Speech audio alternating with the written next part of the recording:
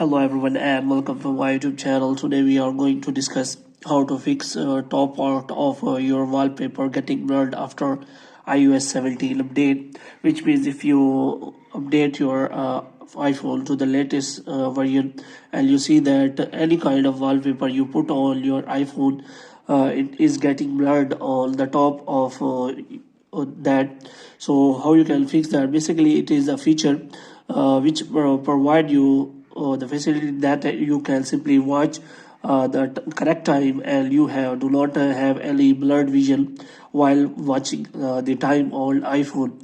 So if you want to fix that error, what you have to do, you have to simply go for a new photo in the photo section, and after that you have to simply crop that photo, and after cropping the photo you can simply set the wallpaper to the center so that center of the wallpaper may be visible and top part of the wallpaper may be blurred, which is a lot to your wallpaper center of attraction.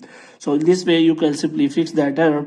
But if you want to set the whole wallpaper and you do not want to get blurred, then it is not possible, because it is the feature of latest version of iOS 17 that when you install it, getting blurred top part of wallpaper is visible.